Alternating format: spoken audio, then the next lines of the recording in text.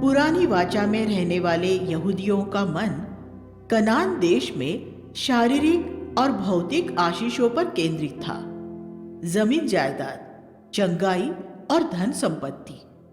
जिस विश्वासी का भी मन इन चीजों में लगा है वह अभी तक पुरानी वाचा के अधीन है।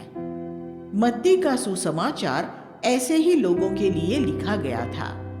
आप कह सकते हैं, लेकिन हम तो इजरायली नहीं हैं। लेकिन ये संभव है कि आप पुरानी वाचा में ही रह रहे हो। हम अपने आप को मसीही कह सकते हैं, लेकिन इसका अर्थ ये नहीं है कि हम नई वाचा में रह रहे हैं। ये इस पर निर्भर है कि हमारा मन कहाँ लगा हुआ है। मसीह की तरफ मन फिराने से हमारा सोचने का तरीका बदल जाना चाहिए। मन फिराव का अर्थ यही है, मन का बदल जाना। हमारे मनों के अंदर क्या बदल जाना चाहिए? कुलुसियों 3:2 कहता है, अपना मन पृथ्वी पर की नहीं स्वर्गीय वस्तु पर लगाओ, क्योंकि हमारी नजर उन वस्तुओं पर नहीं है जो दिखाई देती है, पर उन वस्तुओं पर है जो अदृश्य और चिरस्थायी है। 2 कुरिन्थियों 4:18। मत्ती नई वाचा की पहली पुस्तक है और वह हमें तुरंत ही नई वाचा के इस स्वर्गीय जीवन से परिचित करा देना चाहती है। इस वजह से ही वह पहाड़ी उपदेश से शुरू होती है, अध्याय 5 से 7। यह पृथ्वी पर ऐसे स्वर्गीय जीवन का बयान किया गया है जिसमें हम परमेश्वर की आज्ञाओं का पालन सिर्फ बाहरी तौर पर ही नहीं बल्कि भीतरी तौर पर भी करते हैं, क्योंकि हम पवित्र आत्मा द्वारा उसके स्वभाव में सहभागी होते जाते हैं। एक मसीही जो 10 आज्ञाओं का अनुसरण करता है, जिसमें वह हत्या, व्यभिचार और चोरी जैसे बाहरी पापों से बचता रहता है और जो दूसरों को प्रभावित करने के लिए प्रार्थना और उपवास करता है, वह सभी यहूदियों की तरह पुरानी वाचा के ही अधीन है। हम नई वाचा में सिर्फ तभी प्रवेश करते हैं जब हम स्वर्ग के राज्य के भीतरी जीवन को समझते हैं। यूहन्ना बपतिस्मा बंदी गृह में, अध्याय 11:2 और 3 में हम पढ़ते हैं कि यूहन्ना बपतिस्मा जब बंदी गृह में था तब उसे यीशु के मसीह होने पर संदेह हुआ। यूहन्ना बपतिस्मा ने स्वर्ग को खुलते हुए और पवित्र आत्मा को यीशु पर उतरते हुए देखा था और उसने स्वर्ग से ये वाणी भी सुनी थी, ये मेरा प्रिय पुत्र जिससे मैं बहुत प्रसन्न हूं। मत्ती 3 अध्याय 16 और 17। हम ये सोच सकते हैं कि अगर हमने ऐसा दृश्य देखा होता और ऐसी वाणी सुनी होती तो हमें दोबारा कभी संदेह नहीं हो सकता था। लेकिन हम यहाँ देखते हैं कि पुरानी वाचा के सबसे श्रेष्ठ व्यक्ति यूहन्ना बपतिस्मा को भी संदेह होने लगा था। ऐसे व्यक्ति के हृदय में संदेह कैसे पैदा हो गया, जिसे यीशु ने पृथ्वी पर जन्म लेने वालों में सबसे महान व्यक्ति कहा था? ये इसलिए हुआ क्योंकि जब यूहन्ना ने उन सारे अद्भुत कामों के बारे में सुना जो यीशु कर रहा था, जैसे अंधों की आंखें खोलना, बीमारों को चंगा करना, तो उसने सोचा अगर वह ये सब कर सकता है तो वह हेरोद को मारकर मुझे बंदी गृह में से क्यों नहीं छुड़ा लेता। पुरानी वाचा के मनोभाव में बंदी गृह में होने के लिए कोई जगह नहीं है। लेकिन ये ध्यान दीजिए कि जब पौलुस और सिलास जैसे नई वाचा के लोग कारावास में थे तब उन्होंने परमेश्वर पर संदेह नहीं किया, बल्कि मध्य रात्रि में भी उसकी स्तुति की। पवित्र आत्मा से भरे जाने और नई वाचा में प्रवेश करने से ये बदलाव आता है। जब एक मसीही मुश्किल में पड़ता है और वह ये सोचता है कि मुझे सताने वाले इस व्यक्ति को परमेश्वर खत्म करके मुझे क्यों नहीं बचाता, तो वह पुरानी वाचा के व्यक्ति की तरह ही सोच रहा है। बहुत से विश्वासी पुरानी वाचा की मनोदशा में ही रहते हैं। जब वे व्यभिचार करते हैं तो कहते हैं, लेकिन दाऊद ने भी तो व्यभिचार किया था और वह तो ऐसा व्यक्ति था जो परमेश्वर के मन के अनुसार था और परमेश्वर ने उसे क्षमा कर दिया था। जब वे हताश हो जाते हैं तो कहते हैं, लेकिन एलिया भी तो हताश हो गया था और वह तो सामर्थी नबी था। जब वे गुस्से में आकर अपने घर में कुछ तोड़ देते हैं तो वे ये कह सकते हैं, हाँ, लेकिन मूसा भी तो परमेश्वर के लोगों का महान अगुआ था और उसने भी गुस्से में आकर स्वयं परमेश्वर की दी हुई पत्थर की पट्टियों को तोड़ दिया था। वे अपने पाप को सही ठहराने के लिए पुरानी वाचा के किसी न किसी व्यक्ति का उदाहरण दे देते हैं। लेकिन क्या यीशु ने गुस्से में आकर कभी कुछ तोड़ा था? क्या यीशु हताश होकर किसी पेड़ के नीचे जा बैठा था? क्या यीशु ने कभी व्यभिचार किया था? नहीं। पुरानी वाचा के मसीही अपनी दौड़ मूसा, दाऊद और एलिया जैसे लोगों की तरफ देखते हुए दौड़ रहे हैं, जबकि नई वाचा के मसीही अपनी दौड़ यीशु की तरफ देखते हुए दौड़ रहे हैं। लेकिन पुरानी वाचा के मसीही दूसरों के लिए मूसा द्वारा की गई निस्वार्थ प्रार्थना और एलिया द्वारा परमेश्वर के लिए अपना सर्वस्व त्याग देने और उसके सम्मुख खड़े रहने जैसे उदाहरणों का कभी अनुसरण नहीं करते। वे इन लोगों के सामने सिर्फ अपने पापों के लिए बहाने बनाने के लिए ही देखते हैं। बाइबल हमें पाप से छुटकारा दिलाने के लिए लिखी गई है, लेकिन अगर आप इसे अपने पापों के बहाने ढूंढने के लिए पढ़ेंगे तो परमेश्वर आपको भरमाए जाने की अनुमति दे देगा। अपने गुस्से, व्यभिचार और हताशा को सही ठहराने के लिए पवित्र शास्त्रों के पास कभी न जाइए।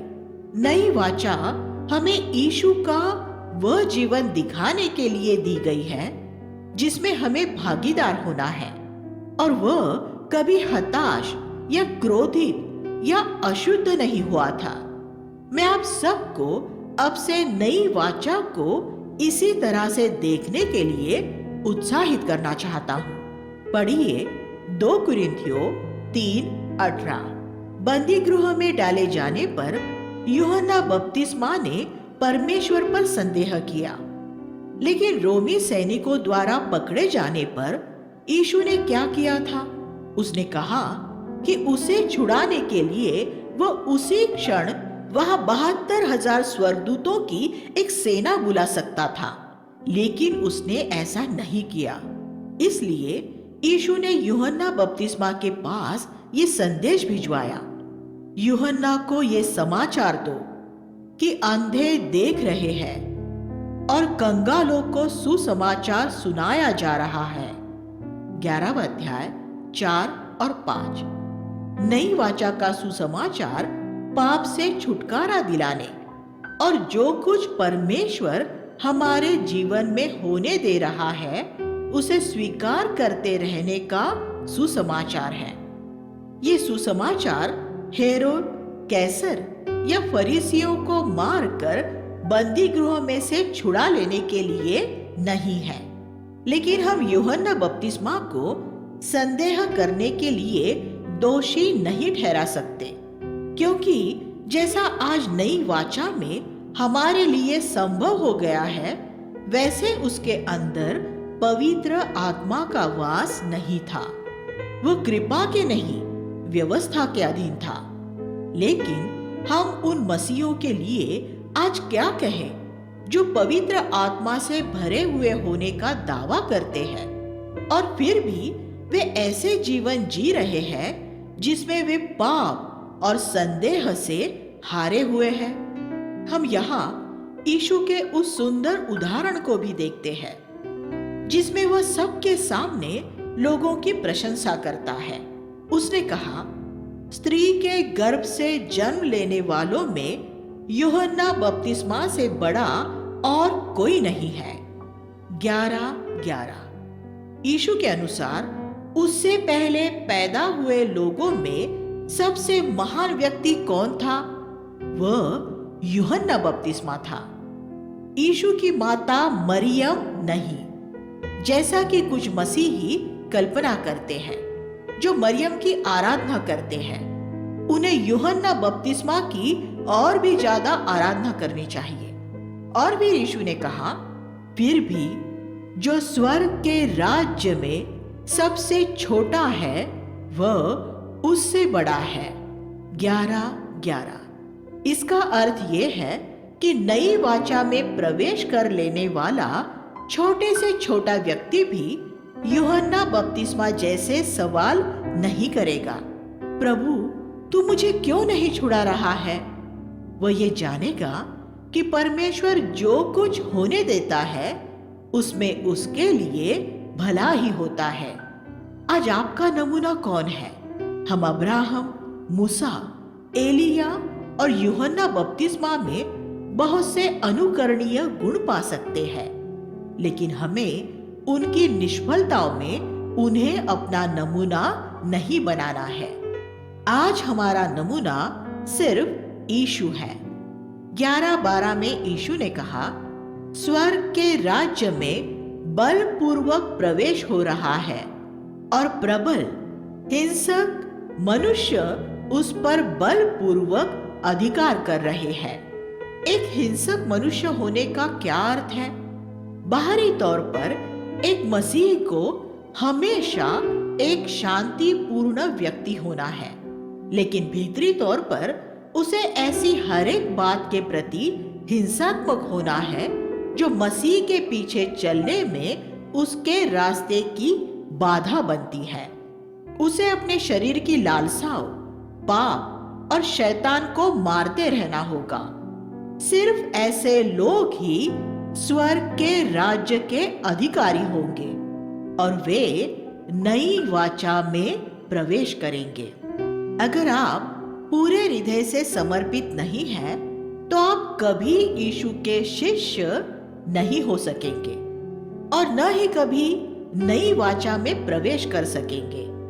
अगर आप ऐसे हर एक लगाव को जो आपको पूरे हृदय से परमेश्वर से प्रेम करने में रोकता है, काट कर दूर नहीं करेंगे, चाहे वो लगाव आपके माता पिता से हो, नौकरी धंधे से हो, धन संपत्ति से हो, किसी लड़की से हो या अन्य किसी भी वस्तु से हो, तो आप एक हल्के और मामूली ही मसीही बने रहेंगे जो किसी भी तरह से पुरानी वाचा के यहूदियों से बेहतर नहीं होगा, क्योंकि जैसे उनका मन पृथ्वी की बातों पर लगा था, वैसे ही आपका भी लगा है।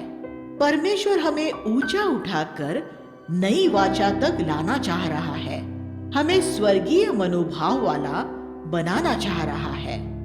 प्रकाशन और विश्राम। फिर यीशु ने कहा, हे पिता, स्वर्ग और पृथ्वी के प्रभु, मैं तेरी स्तुति करता हूं कि जो बातें तूने ज्ञानियों और बुद्धिमानों से छुपा कर रखी, उन्हें बच्चों पर प्रकट किया है। 11:25। नई वाचा के महान सत्य परमेश्वर द्वारा छुपा कर रखे गए हैं। आप उन्हें अध्ययन द्वारा प्राप्त नहीं कर सकते। आप चाहे जगत में मौजूद बाइबल की हर एक समीक्षा पढ़ ले, लेकिन आप उन सत्यों को नहीं जान पाएंगे, क्योंकि वे ज्ञानियों और बुद्धिमानों से छुपा कर रखे गए हैं। आपको प्रकाशन की जरूरत है और परमेश्वर ये सिर्फ उन्हें ही देता है जो बच्चों के समान होते हैं, जिनका हृदय शुद्ध होता है। उनका मस्तिष्क चतुर है या नहीं, इससे कोई फर्क नहीं पड़ता। परमेश्वर के राज्य में हमारी चतुराई से हमें कोई फायदा नहीं होता है। एक शुद्ध हृदय में ही परमेश्वर का प्रकाशन मिल सकता है। बच्चे सिखाने योग्य भी होते हैं। एक छोटा बच्चा अज्ञानी होता है और वह अपनी अज्ञानता को सहज ही मान लेता है। जैसे वह अपने पिता से पूछता है, पिताजी, सड़क पर ये पीली रेखाएं क्यों बनी है? हम जानते हैं कि वे दोनों ओर के यातायात गाड़ियों के आने जाने को नियंत्रित करने के लिए बनी होती है। लेकिन एक बच्चा ऐसे मामूली बात भी नहीं जानता। बहुत कम विश्वासी ऐसे मनोभाव के साथ पवित्र आत्मा के पास ये कहते हुए आते हैं, प्रभु, तूने ये पुस्तक लिखी है और मैं आत्मिक मामलों में बिल्कुल मूर्ख हूं। मुझे बता कि इसमें लिखी इस बात का क्या अर्थ है। नई वाचा में पवित्र आत्मा से भरा जाना हमारा विशेषाधिकार है, जिससे कि पवित्र शास्त्र को लिखने वाला स्वयं ही हमें सिखाए कि उसने क्या लिखा है। मसीह ने कलीसिया में शिक्षक नियुक्त किए हैं, लेकिन उन शिक्षकों की सुनते समय अगर आप सिर्फ उनकी बात ग्रहण करने के बाद और आगे नहीं बढ़ते, तो आप परमेश्वर को कभी नहीं जान पाएंगे। वे जो आपको सिखाते हैं वह सत्य हो सकता है, लेकिन वह आपके पास पुराने सेकंड हैंड के जैसे उस रूप में पहुंचा है। आपको शिक्षक के पास से आई वे बातें लेकर परमेश्वर के सामने प्रत्यक्ष रूप में जाना होगा और उसे कहना होगा, इस बात को मेरे लिए प्रत्यक्ष ज्ञान फर्स्ट हैंड जैसे बना दे, इसे मेरा खुद का आत्मिक अनुभव बना दे। फिर वे सत्य हमेशा के लिए आपके हो जाएंगे। अगर आप ऐसा नहीं करेंगे तो जो सत्य आप स्वर्ग से पाएंगे वे भी बासी हो जाएंगे, स्वर्ग से गिरने वाली उस मन्ना की तरह हो जाएंगे, जिसमें 24 घंटे के अंदर ही कीड़े पड़ने लगते थे। लेकिन जो मन्ना महापवित्र स्थान में परमेश्वर की उपस्थिति में रहती थी, वह हमेशा ताजी रहती थी। 11:28 में यीशु ने कहा, हे सब थके और बोझ से दबे लोगों, मेरे पास आओ, मैं तुम्हें विश्राम दूंगा। ये पुरानी वाचा के विश्राम दिन का पूरा होना है। नई वाचा का विश्राम कोई शारीरिक विश्राम नहीं, बल्कि वह भीतरी विश्राम है जो यीशु हमें देता है। सबसे पहले तो वो ये उन्हें देता है जो उसके पास ये स्वीकार करते हुए आते हैं कि वे थके और बोझ से दबे हैं। मेरे पास बहुत से लोग ये कहते हुए आए हैं, भाई जैक, मैं आपकी कलीसिया में संगति करना चाहता हूँ। मैं उनसे पूछता हूँ कि आप क्यों हमारी कलीसिया में संगति करना चाहते हैं?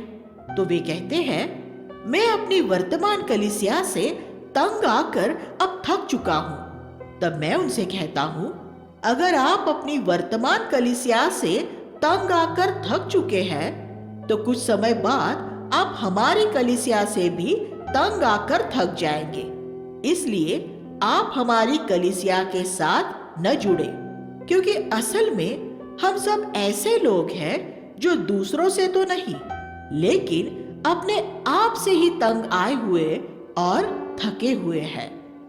अगर आप अपने आप से तंग आए हुए और थके हुए हैं, तो आपका हमारी संगति में स्वागत है और तब हमारी आपके साथ बहुत अच्छी संगति होगी।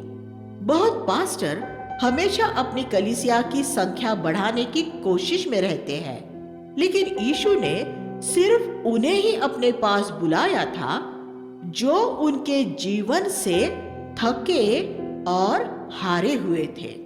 क्या आप अपनी हताश और नीरस जिंदगी से और अपने पारिवारिक जीवन में लगातार निष्फल होने की वजह से थके और हारे हुए हैं?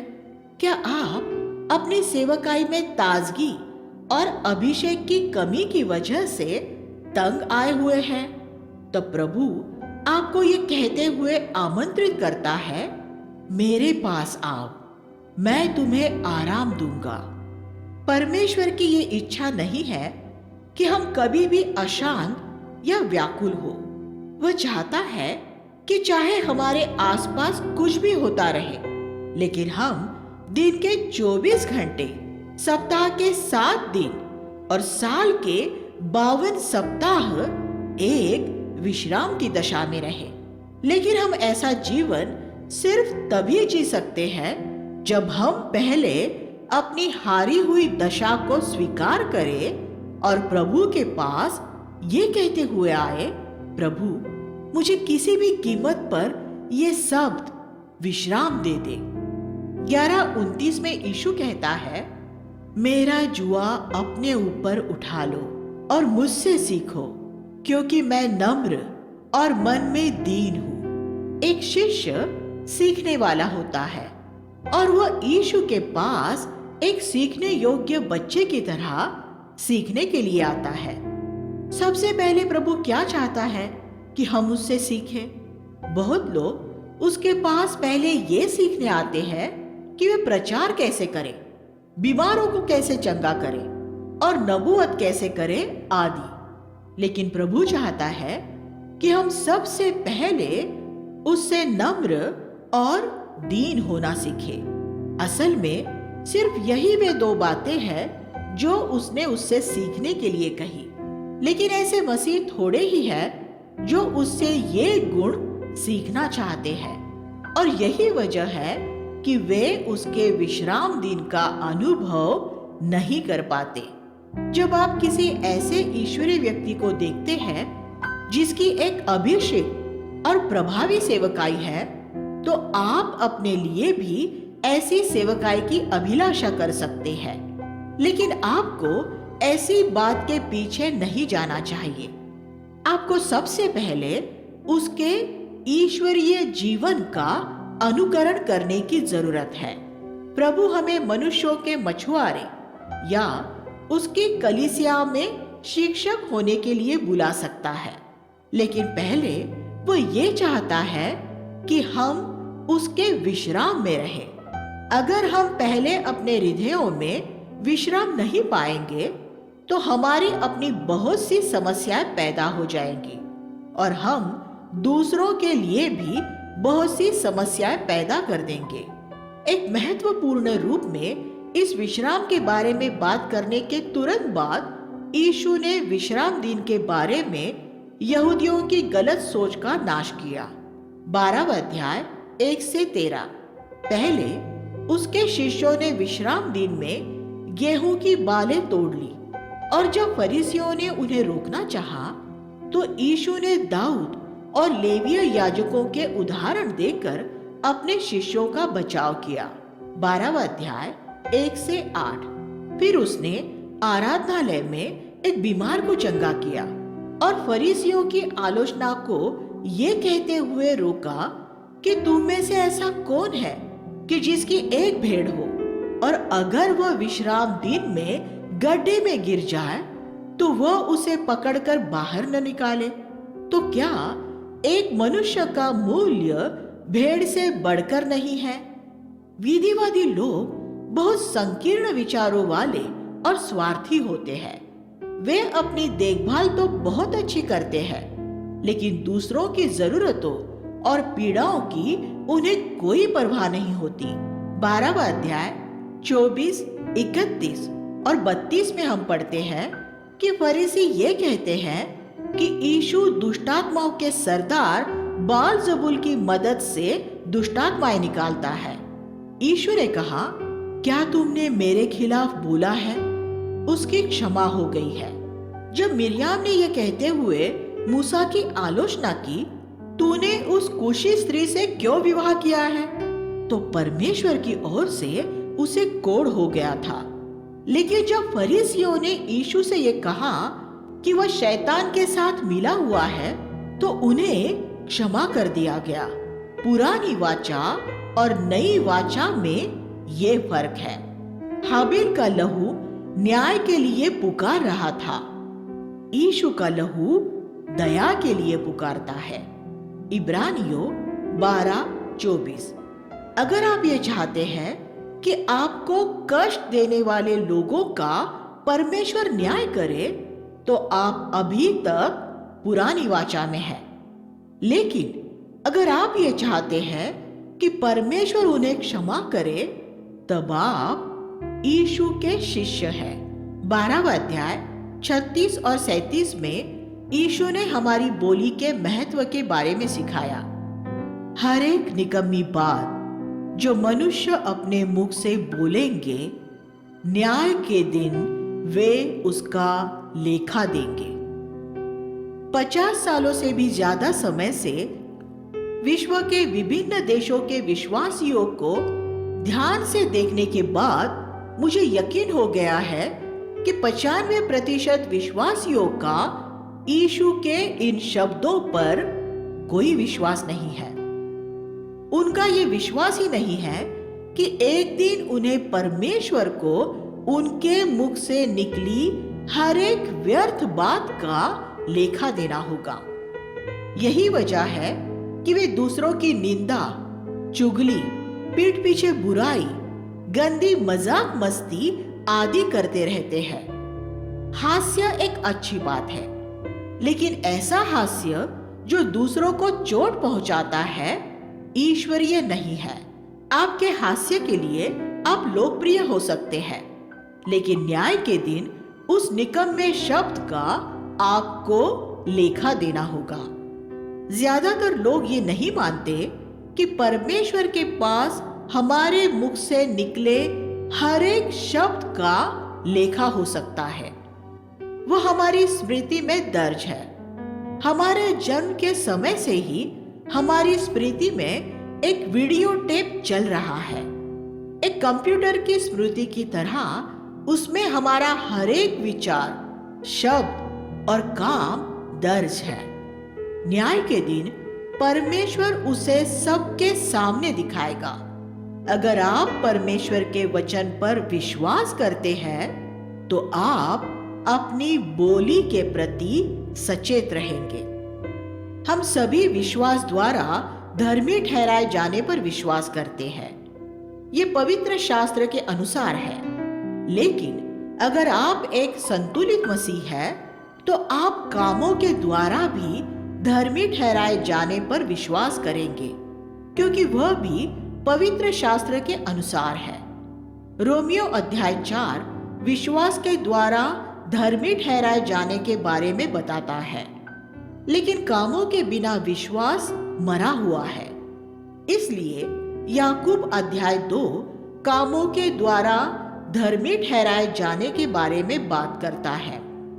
यहाँ मत्ती 12:37 में यीशु ने कहा कि हम अपने मुख के वचनों द्वारा ही दोषी या निर्दोष ठहराए जाएंगे।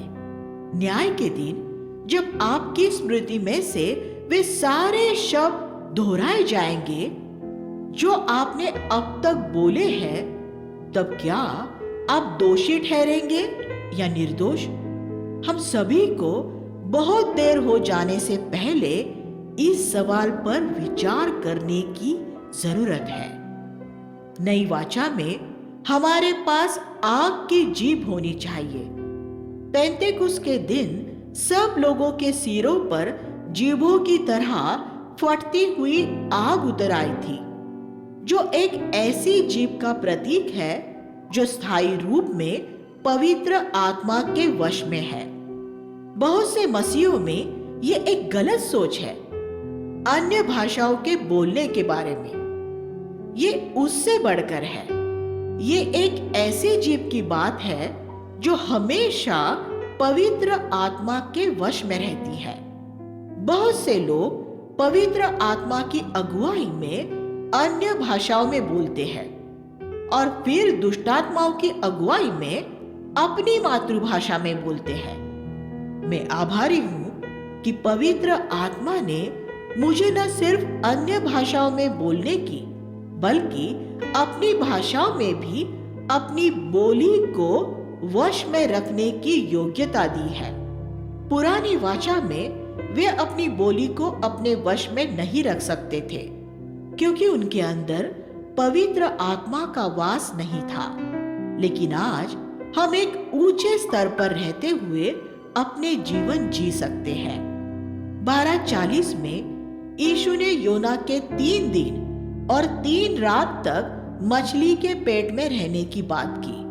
फिर उसने कहा, मनुष्य का पुत्र भी इसी तरह पृथ्वी के गर्भ में रहेगा। जब यीशु मरा तब वह तुरंत स्वर्गलोक में चला गया था, जो उस समय पृथ्वी के गर्भ में केंद्र में स्थित था।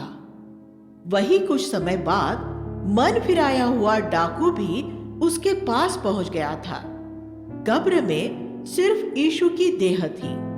जब यीशु जी उठा तो वह स्वर्ग लोक को भी अपने साथ तीसरे स्वर्ग तक उठा ले गया। यीशु फसह के दिन दोपहर 3 बजे मरा था, जो उस साल शुक्रवार का नहीं, जैसा आमतौर पर माना जाता है, बल्कि गुरुवार का दिन था।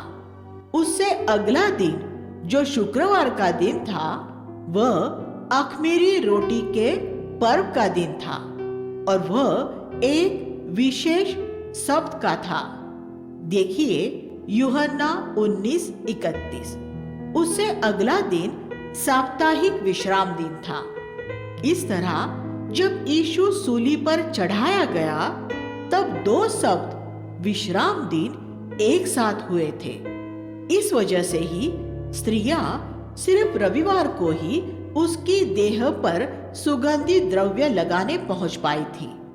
यीशु 3 दिन और 3 रात तक पृथ्वी के गर्भ में वैसे ही जीवित था जैसे योना बड़ी मछली के पेट में जीवित था। फिर वह अपनी देह में वापिस आया और मृतकों में से जी उठा। स्वर्ग के राज्य के 7 दृष्टांत। 13वां अध्याय 1 से 52 में हम यीशु द्वारा सुनाए गए 7 दृष्टांत पढ़ते हैं। ये स्वर्ग के राज्य के दृष्टांत कहलाए जाते हैं। पहला बीज बोने वाले का दृष्टांत है।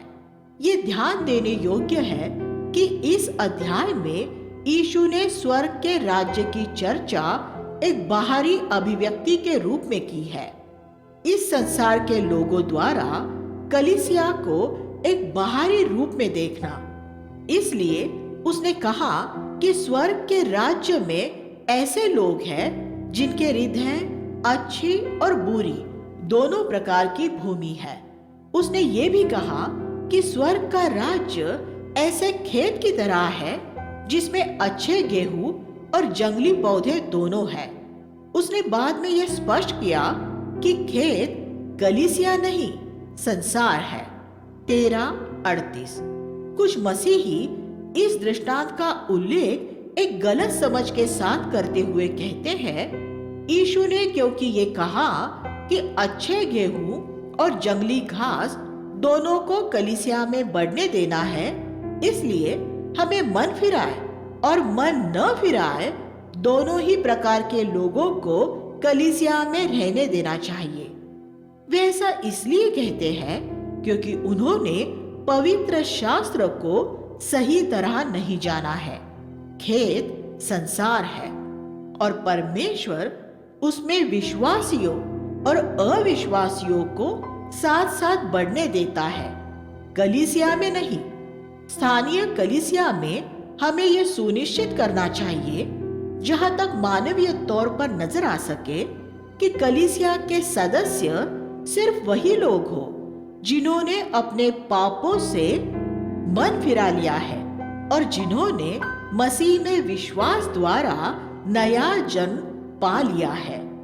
अन्य लोग कलीसिया में आ सकते हैं, और संदेश सुन सकते हैं, उनका स्वागत किया जाए, लेकिन उन्हें ये स्पष्ट रूप से बता दिया जाना चाहिए कि वे एक स्थानीय कलीसिया मसीह की देह का तब तक एक अंग नहीं बन सकते जब तक कि उनका नया जन्म नहीं हो जाता। 13वां अध्याय 31 और 32 एक राई के दाने का दृष्टांत है, जो सामान्यतः बढ़कर एक छोटा पौधा बनता है, लेकिन हम उसे यहाँ एक असामान्य रूप में बढ़कर एक बड़ा पेड़ बनता हुआ देखते हैं। ये दृष्टांत ये बताता है कि परमेश्वर एक स्थानीय कलीसिया को किस रूप में बड़ा नहीं होने देना चाहता। परमेश्वर चाहता है कि हर एक कलीसिया थोड़े से भाई बहनों का एक समूह हो, राई के छोटे पौधे की तरह, जो व्यक्तिगत रूप से एक दूसरे को जाने, एक दूसरे से प्रेम करे और अपने पास पड़ोस में मसीह के जीवन को लोगों के बीच प्रकट करे। लेकिन प्रचार करने का दान पाए हुए प्रचारकों ने परमेश्वर की योजना के खिलाफ विशाल कलीसियाएं खड़ी कर दी है, बड़े पेड़ की तरह, जहां लोग सिर्फ संदेश सुनने के लिए सिर्फ इस तरह ही आते हैं जैसे वे कोई मैच या पिक्चर देखने जाते हैं। यीशु ने कहा कि वे थोड़े ही हैं जो जीवन का मार्ग पाते हैं। मत्ती 7वां अध्याय 13 और 14।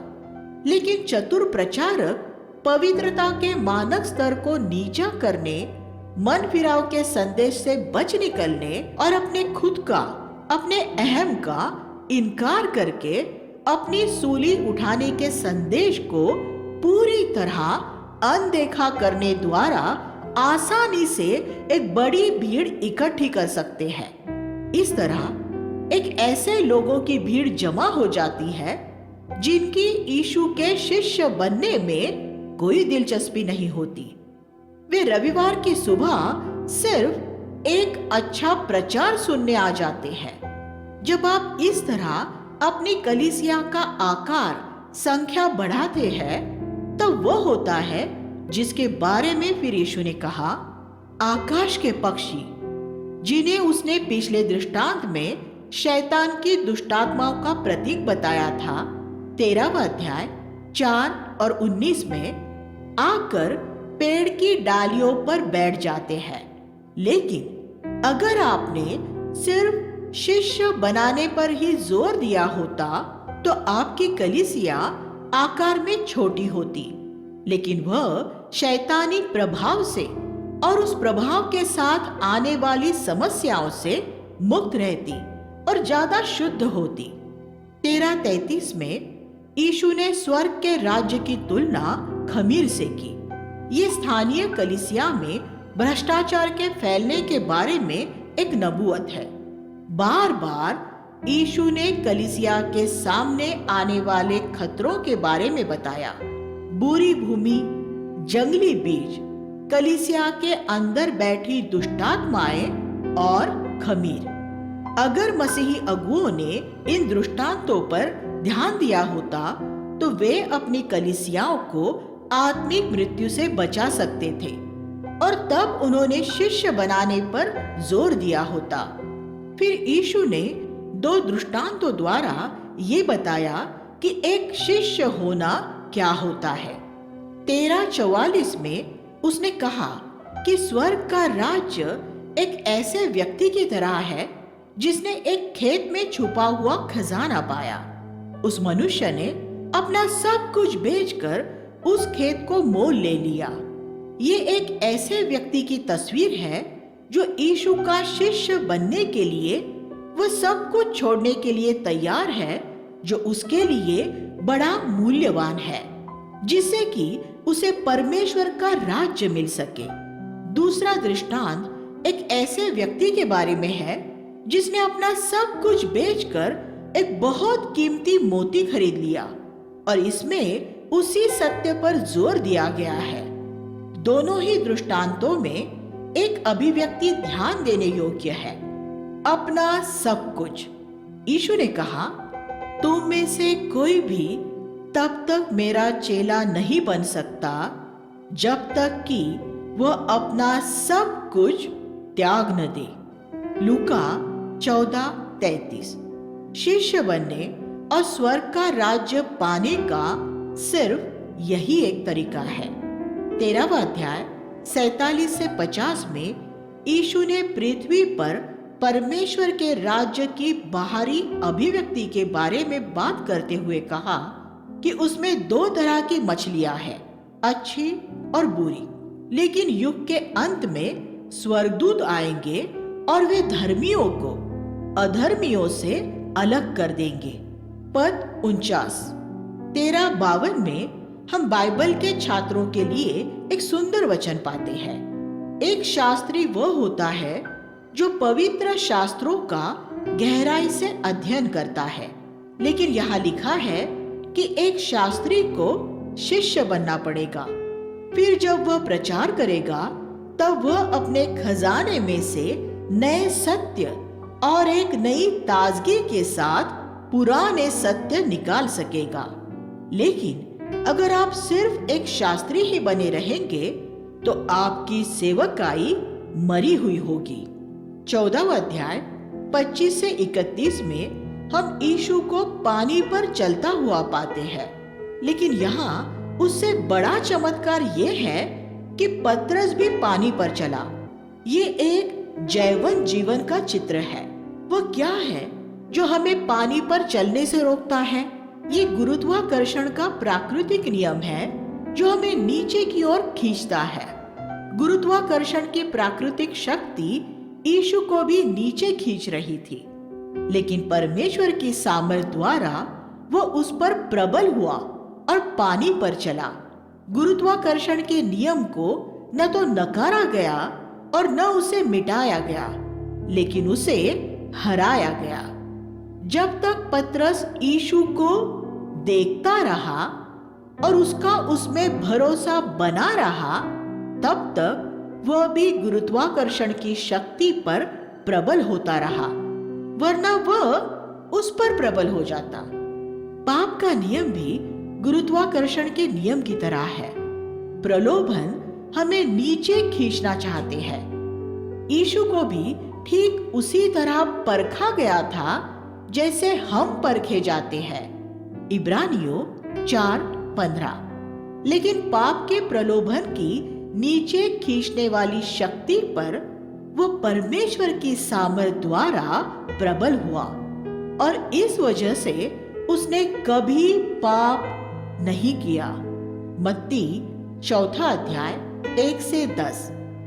अगर हम वही सामर्थ पाने के लिए उसकी ओर देखेंगे तो हम भी पाप पर उसकी तरह ही प्रबल हो सकते हैं।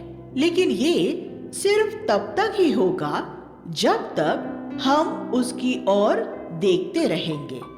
प्रकाशित वाक्य 3:21 और इब्रानियों 12वां अध्याय 1 और 2।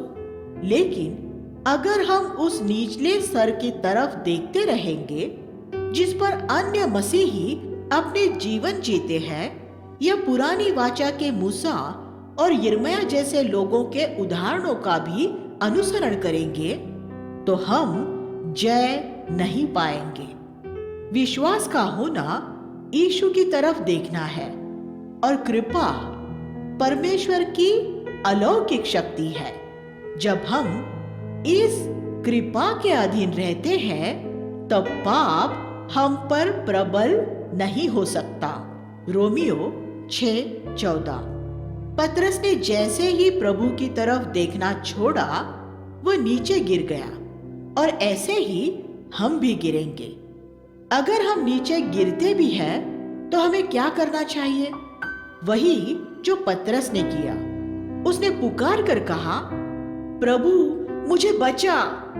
ये कहने के लिए उसने समुद्र के नीचे तक पहुंचने का इंतजार नहीं किया। नहीं, जैसे ही वह डूबने लगा उसने प्रभु को पुकारा। और हमें भी यही करना चाहिए।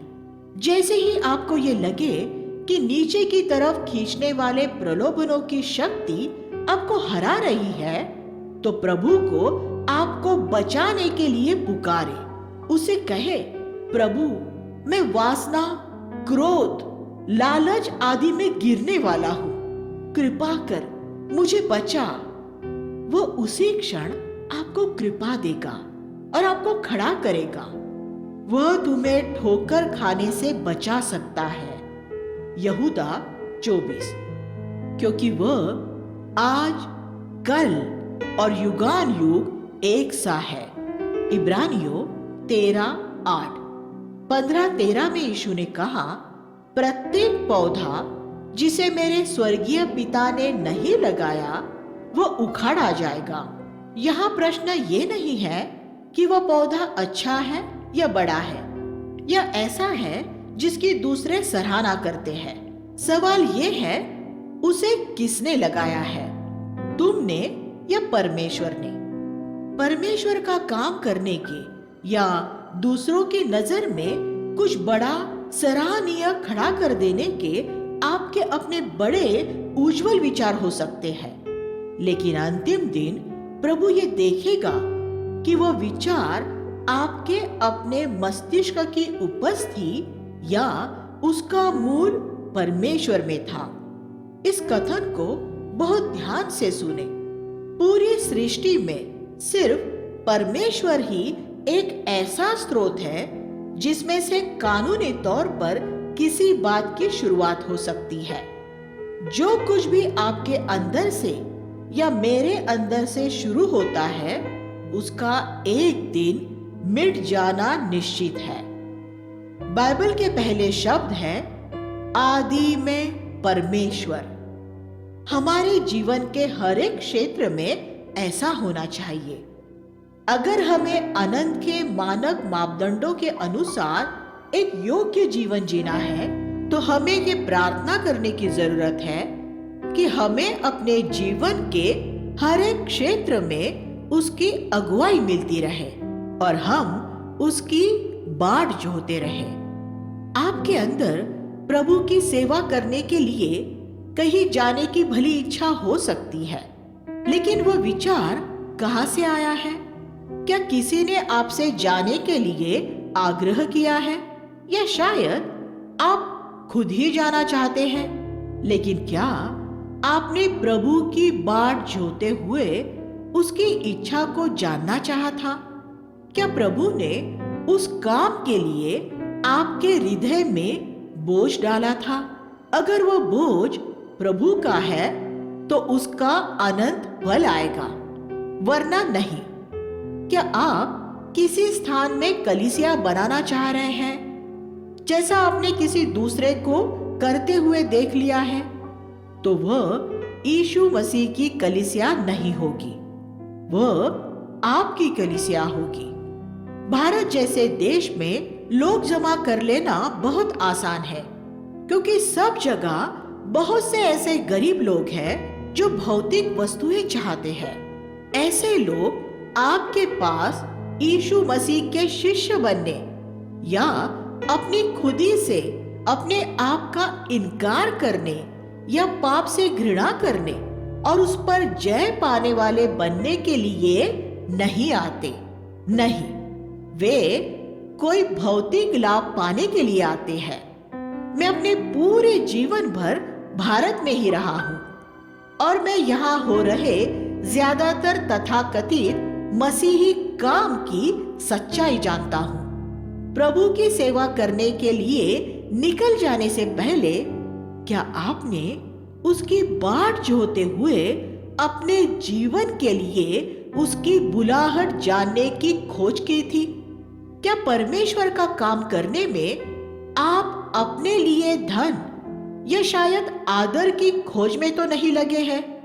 ये जरूरी है कि आप अपने आप से ये सवाल पूछें। इस समय आप इन शब्दों पर ध्यान नहीं देंगे, लेकिन न्याय के दिन आप जरूर ये सोचेंगे कि काश आपने इन पर ध्यान दिया होता।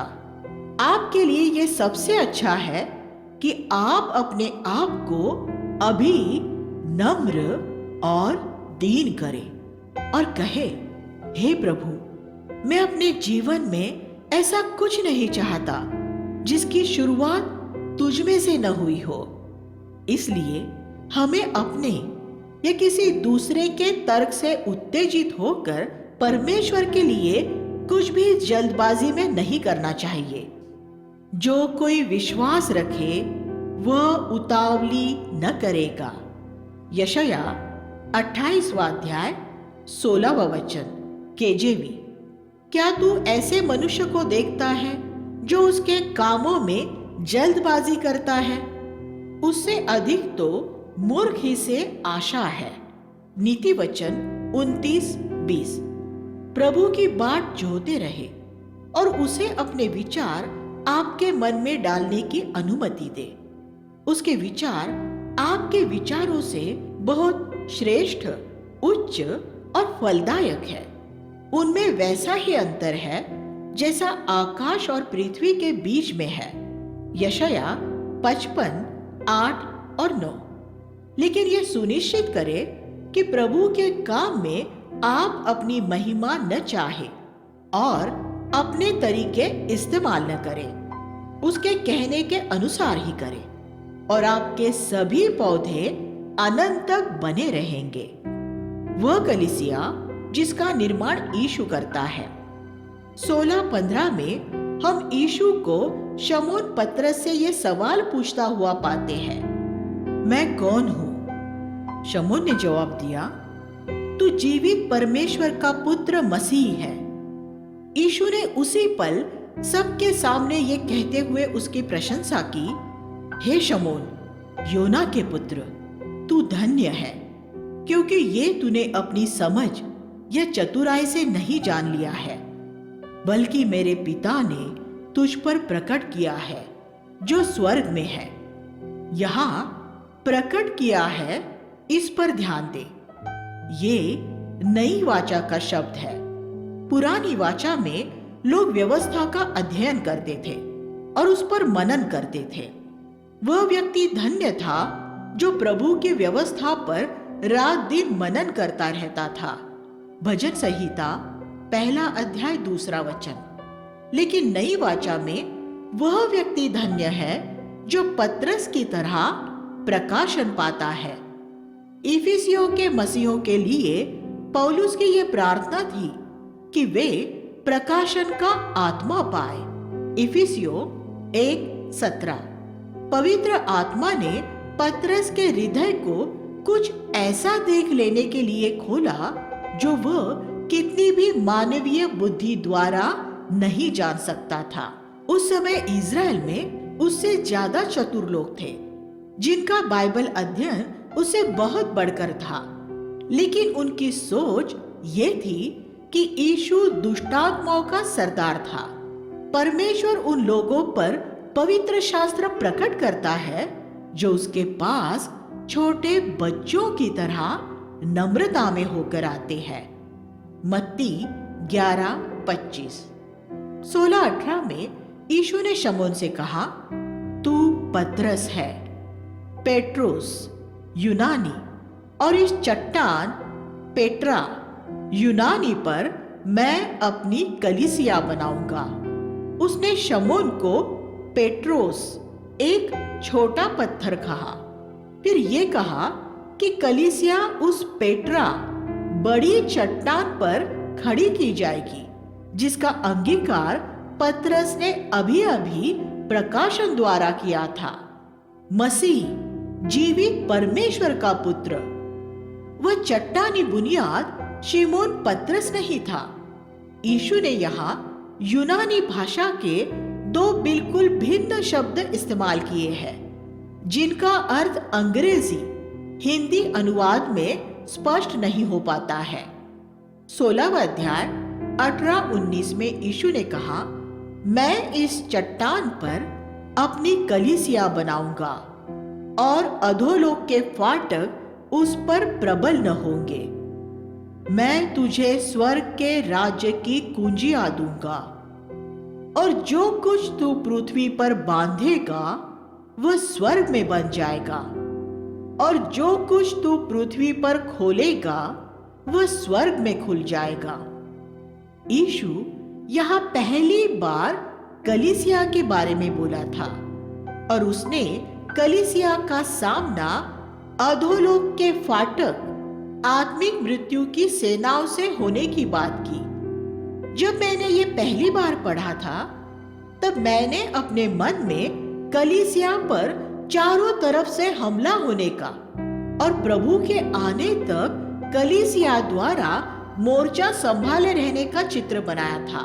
लेकिन यीशु ने ये नहीं कहा था, उसने ये नहीं कहा था कि अधोलोक के फाटक कलीसिया पर हमला करेंगे, बल्कि ये कि कलीसिया अधोलोक के फाटकों पर हमला करेगी और उस पर प्रबल होगी।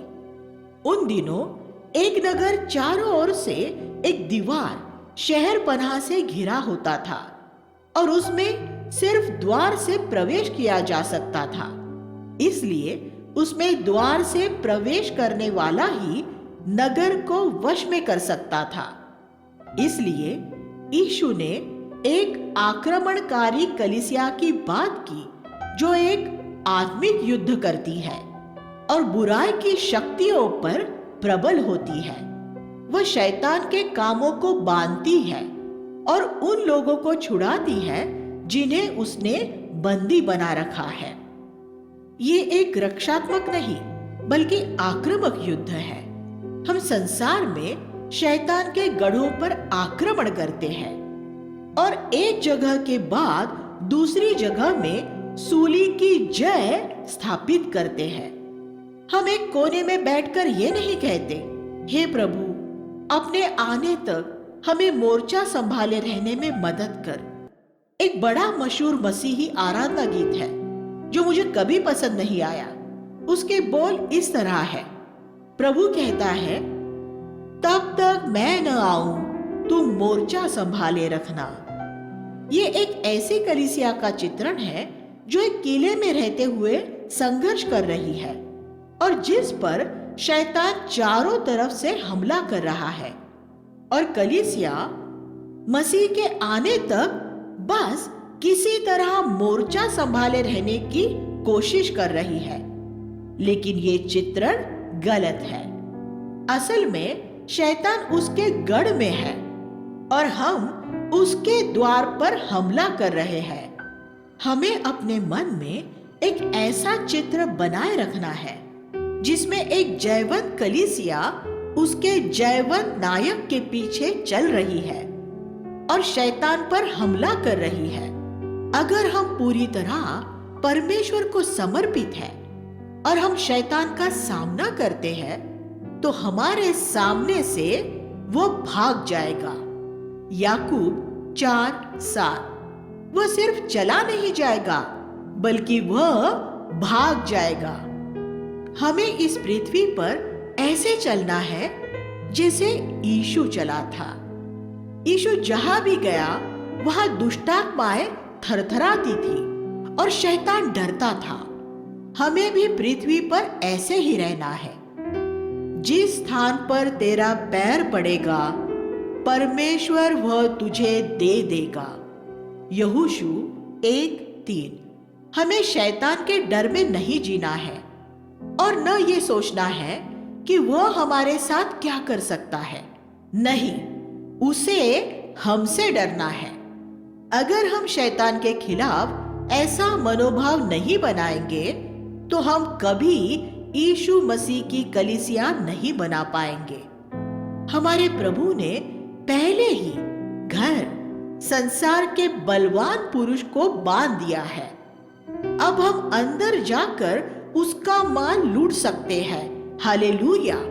18:3 में यीशु ने कहा, जब तक तुम न फिरो और बच्चों के समान न बनो तुम स्वर्ग के राज्य में कभी प्रवेश न करने पाओगे। यीशु यहाँ नम्रता के बारे में बात कर रहा था। जो कोई अपने आप को बच्चों के समान दीन बनाता है। दूसरे शब्दों में यीशु कह रहा था कि स्वर्ग के राज्य में प्रवेश करने की एकमात्र और सबसे बड़ी योग्यता नम्रता और दीनता है। मैंने लोगों से अक्सर कहा है, कि एक ईश्वरीय जीवन जीने के 3 भेद हैं। पहला दीनता, दूसरा दीनता और तीसरा दीनता। यही है, अगर आप सांसारिक मामलों में चतुर भी हैं, तो भी अपने आप को नम्र और दीन करें और यह स्वीकार करें कि आत्मिक मामलों में आप बिल्कुल मूर्ख और अज्ञानी हैं। मनुष्य होते हुए हमारे गर्व की वजह से हम बड़ी आत्मनिर्भरता से भरे रहते हैं। छोटे बच्चों में कोई आत्मनिर्भरता नहीं होती। एक 6 महीने के बच्चे को अगर आप उसकी माता के हाथों में से ले लेंगे तो वो रोने लगेगा। अपनी माँ की बाहों में से दूर जाते ही वह असुरक्षित महसूस करने लगता है, क्योंकि वह बिल्कुल असहाय होता है। इसी तरह जब हम शैतान का साहस से सामना करें, तो प्रभु चाहता है कि हम अपनी पूरी निर्बलता को और प्रभु पर हमारी पूरी निर्भरता को जानें। ये एक मसीह का दोहरा चित्रण है। शैतान और उसकी दुष्टात्माओं का सामना करते हुए एक निर्भय योद्धा और सर्वशक्तिशाली परमेश्वर के सामने एक छोटा बच्चा हमेशा ये दोहरा मनोभाव बनाए रखे। आत्मिक मामलों में हम अज्ञानी और मूर्ख हैं और उसका क ख ग भी नहीं जानते। इस वजह से ही हमें हर समय प्रभु को थामे रहने की जरूरत है, और तब हम पूरी तरह से सुरक्षित रहेंगे और बहुत सी मूर्खतापूर्ण बातें बोलने से और मूर्खता के काम करने से भी बचे रहेंगे। 18वां अध्याय 18 से 20 में हम यीशु को दूसरी बार कलीसिया के बारे में बात करता हुआ पाते हैं। यह वह कलीसिया द्वारा शैतान को बांधने और उसके चंगुल में फंसे लोगों को छुड़ाने के अधिकार की बात करता है, लेकिन वह अधिकार सिर्फ ऐसे 2 विश्वासियों द्वारा ही काम करता है जो एक मत होते हैं। जब 2 विश्वासी उनकी आत्मा में एक होते हैं, तब प्रभु उसके बीच में आ जाता है। 18-20 शैतान के काम को हम सिर्फ तभी बांध सकते हैं। हम शैतान को स्वयं नहीं बांध सकते। प्रभु भविष्य में एक दिन स्वयं ये करेगा। प्रकाशित वाक्य अध्याय 20। लेकिन 2 लोग अगर एकात्मा हो तो वे शैतान के काम को बांध सकते हैं। एक पति पत्नी अगर एकात्मा होंगे तो वे शैतान को हमेशा के लिए अपने घर से बाहर रख सकते हैं। अगर 2 प्राचीन एकात्मा होंगे तो वे अपनी कलीसिया में से शैतान को हमेशा बाहर रख सकते हैं। शैतान ये जानता है, इसलिए वह हमेशा पति पत्नियों को और प्राचीनों को एक दूसरे से दूर रखना चाहता है।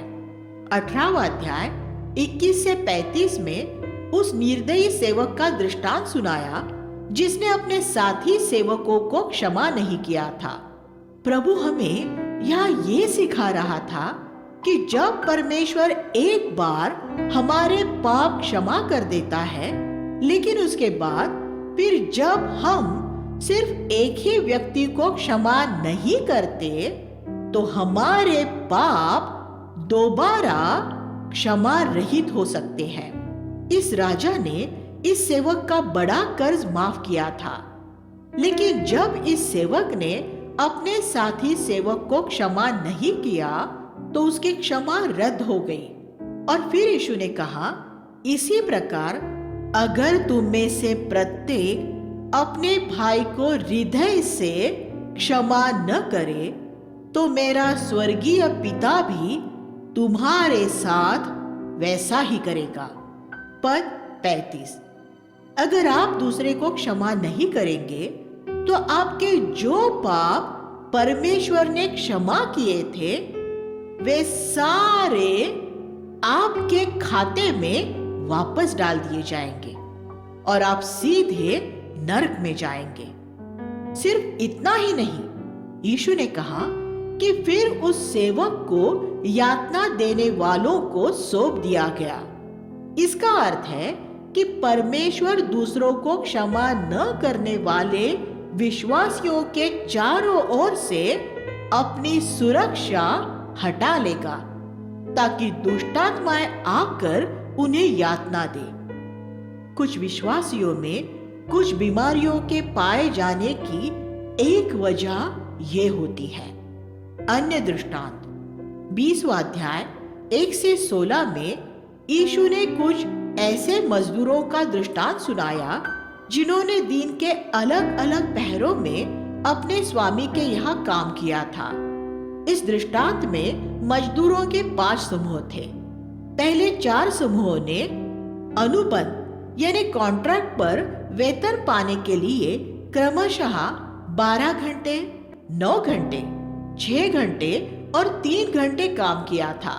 लेकिन अंतिम समूह ने, जिसने अनुबंध कॉन्ट्रैक्ट बिना ही सिर्फ 1 घंटा काम किया था और उसे वेतन पाने की भी कोई आशा नहीं थी, दिन पूरा होने पर इस अंतिम समूह को सबसे पहले समूह जितना ही वेतन मिला। दूसरे शब्दों में उन्हें पहले समूह की घंटानुसार मजदूरी का 12 गुना वेतन मिला था। प्रभु यहाँ ये सिखा रहा था कि जो लोग प्रतिफल पाने के लिए प्रभु की सेवा करते हैं, उन्हें बहुत सालों तक मजदूरी करने के बाद भी उनका प्रतिफल सबसे अंत में ही मिलेगा। लेकिन जो लोग बिना किसी प्रतिफल की अपेक्षा किए आभारी होकर आनंद के साथ प्रभु की सेवा करते हैं, तो सिर्फ थोड़े समय तक काम करने पर भी उन्हें स्वर्ग में सबसे बड़ा प्रतिफल मिलेगा। परमेश्वर की नजर में हमारे काम की मात्रा नहीं, उसकी गुणवत्ता मूल्यवान होती है। प्रभु की सेवा करने में हमारा उद्देश्य हमारे लिए सबसे महत्वपूर्ण बात होती है। हमने जो किया वह क्यों किया, अंतिम दिन इस बात से ज्यादा जरूरी होगा कि हमने क्या किया है। इस बात को अगर हम अभी समझ ले तो हमारे लिए अच्छा होगा। अध्याय 22 में हम 3 महत्वपूर्ण सत्य पाते हैं। 1, हम परमेश्वर के राज्य में सिर्फ तभी प्रवेश कर सकते हैं जब हम मुफ्त में मिलने वाला मसीह की धार्मिकता का वस्त्र पहने हुए होंगे। पद 1 से 14। इससे पहले कि हम परमेश्वर के लिए कोई अंशदान करें, हमें पहले मनुष्यों का कर्ज चुकाना होगा। आज कैसर सरकार और दूसरे मनुष्यों का प्रतीक है। पद 21। 3, पूरी बाइबल का संदेश इन 2 कथनों में समाया हुआ है। अपने सारे हृदय से परमेश्वर से प्रेम करो और अपने पड़ोसी से अपने समान प्रेम करो। पद 37 से 40। ये मनन करने योग्य बड़े सत्य है, क्योंकि इन दोनों क्षेत्रों में लोग प्रभु की शिक्षा की जगह मनुष्यों की शिक्षा मान लेने की वजह से भटक जाते हैं। अध्याय 23 में यीशु ने फरीसियों के नकली धर्म के पाखंड का पर्दाफाश किया और उसने बड़ी कठोरता से उन्हें दोषी ठहराया है। वे उपवास करते थे, प्रार्थना करते थे और दशवांश देते थे। उनके धर्म सिद्धांत सही थे और वे एक मिशनरी कार्यक्रम भी चलाते थे। 23-15। वे दूसरे लोगों को अपने मत में शामिल करने के लिए अपने काम छोड़कर विदेशों की भी यात्राएं करते थे। लेकिन यीशु ने कहा कि उनकी शिक्षा द्वारा मन फिराने वाले दोगुने नरक के भागीदार बन जाते थे। हर एक विधिवादी ऐसा होता है, और जब वह एक व्यक्ति को अपनी विधिवादी मसीहत में मन फिराने के लिए तैयार कर लेता है, तो वह उसे नरक का दोगुना हिस्सेदार बना देता है। इसलिए ये न सोच ले कि हर एक मिशनरी गतिविधि परमेश्वर की ओर से होती है। सिर्फ जब हम शिष्य बनाते हैं और उन्हें सबसे बढ़कर यीशु से और जैसा यीशु ने हमसे किया वैसा प्रेम सबसे करना सिखाते हैं, सिर्फ तभी हम उन्हें नरक से बचा सकते हैं। लेकिन अगर दूसरी ओर हम सिर्फ ऐसे धार्मिक लोग तैयार करते हैं जो बाहरी तौर पर मसीही नजर आते हैं और जो हमारे बनाए हुए सारे नियम मानते हैं, तो हमने उन्हें भरमाया है और बस नरक की आबादी ही बढ़ाई है। लोगों को बाहरी तौर पर बदल देना और एक संविधान को मानने वाला बना देना आसान होता है। मैं एक बार एक गांव में गया जहां सालों पहले आए कुछ मिशनरियों ने वहां के थोड़े से लोगों के मन फिराकर उन्हें उनकी अपनी व्याख्या वाली मसीहत के मानने वाले बना दिया था। लेकिन उनके किसी के जीवन में कोई पवित्रता नहीं थी। सिर्फ एक ही बात में वे अलग थे कि वे अब देवी देवताओं के भजन गाने के बजाय अब मसीही गीत गाने वाले बन गए थे। कृष्णा के बदले ख्रिस्ता शब्द इस्तेमाल करके गा रहे थे। उनमें से कुछ ने अपने नाम बदलकर मसीही नाम भी रख लिए होंगे। उन मिशनरियों ने इन्हें नरक के दोगुने अधिकारी बना दिया था। यीशु ने फरीसियों को जहरीले सांप कहते हुए उनकी बहुत कठोर शब्दों में निंदा की थी।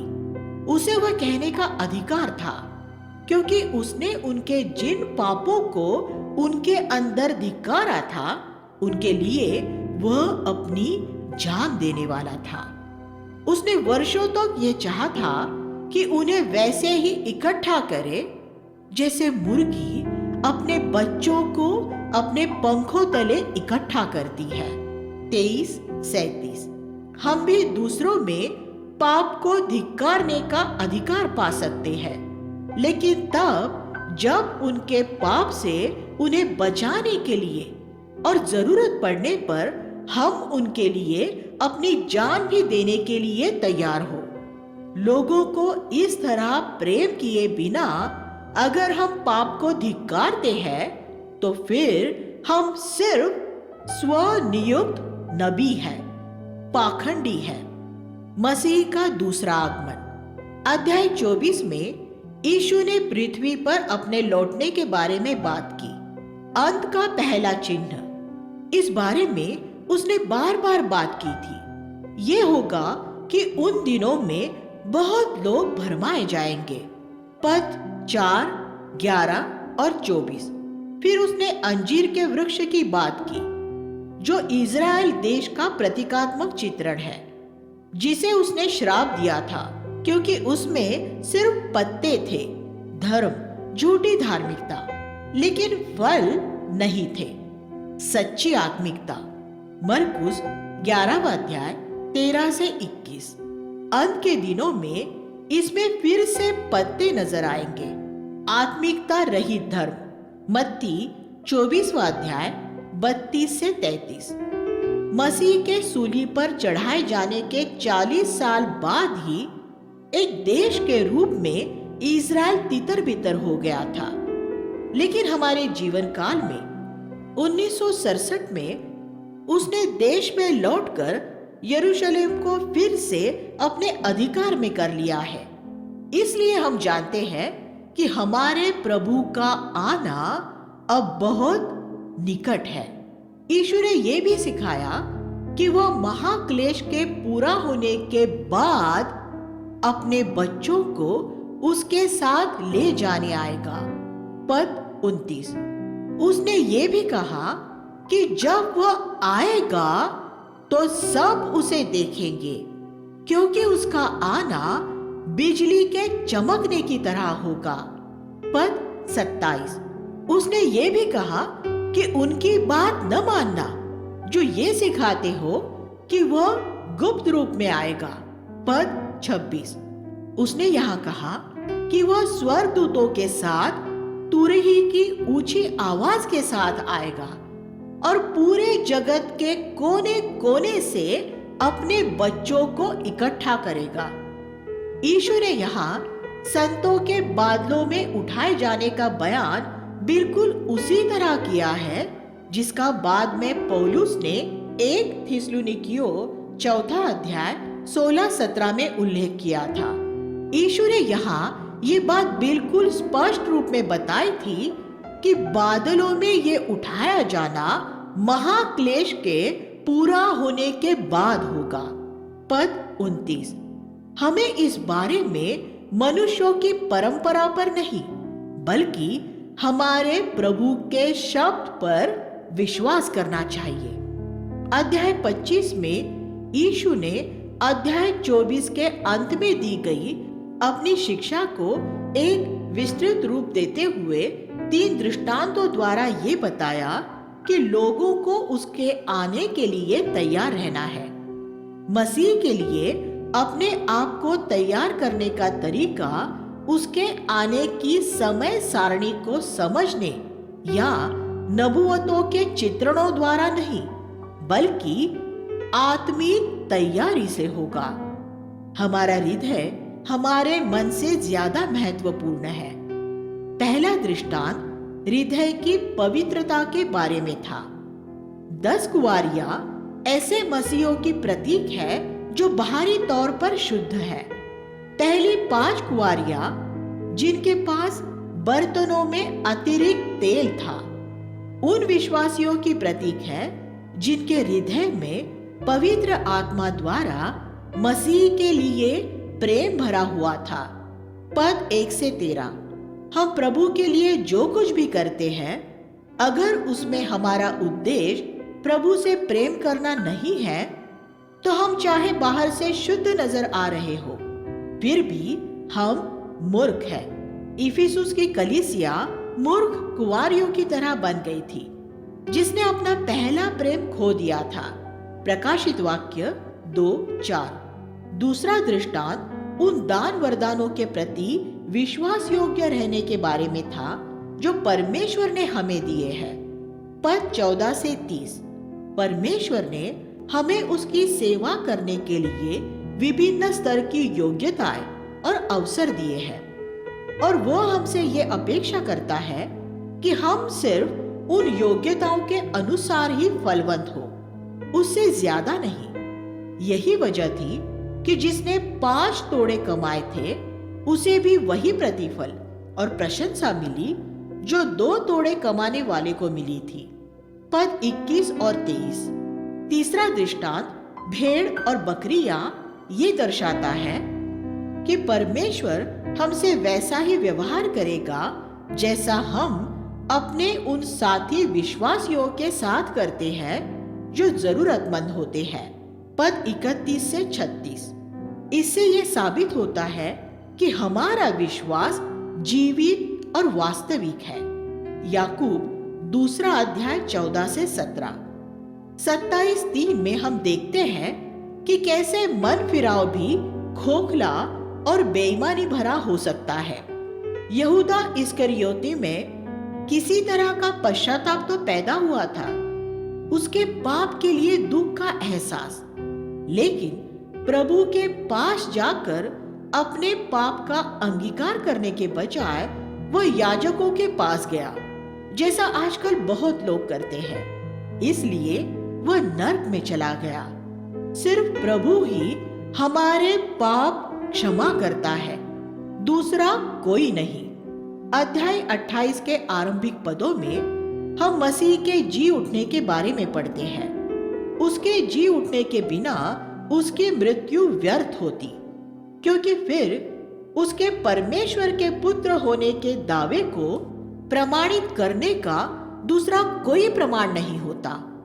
मसीही विश्वास इस अटल दोहरी बुनियाद पर रखा है, हमारे पापों के लिए उसका मरना और उसका जी उठना। यही बात इसे बाकी सब धर्मों से अलग करती है। ये ध्यान दे कि स्वर्गदूत के पत्थर हटाने से पहले मसीह कब्र में से निकल चुका था। पद 2। स्वर्गदूत ने पत्थर इसलिए नहीं हटाया था कि प्रभु उसमें से निकल सके, बल्कि इसलिए हटाया था कि उसके अंदर जाकर ये देख सके कि वह जी उठा है। महान आज्ञा 28वां अध्याय 18 से 20 में हम उस महान आज्ञा के बारे में पढ़ते हैं जो यीशु ने अपने शिष्यों को और हमें भी दी है। महान आज्ञा का आधार ये है कि स्वर्ग और पृथ्वी का सारा अधिकार हमारे प्रभु को दिया गया है। अगर हमें इस बात पर पूरा यकीन नहीं है कि हमारे प्रभु का स्वर्ग और पृथ्वी पर पूरा अधिकार है, तो हमें उसके शिष्य बनाने के लिए नहीं जाना चाहिए।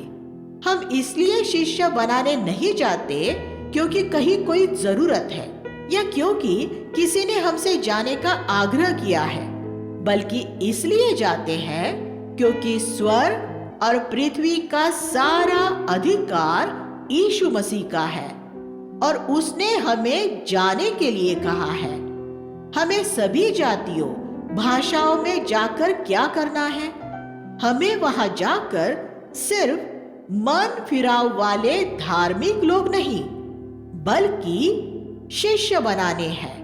हमें सिर्फ इतना ही नहीं करना है कि वे मसीह को अपने हृदय में ग्रहण करें। एक शिष्य सीखने वाला और प्रभु यीशु के पीछे चलने वाला होता है। हमें हर एक देश में लोगों को यही बनाना है।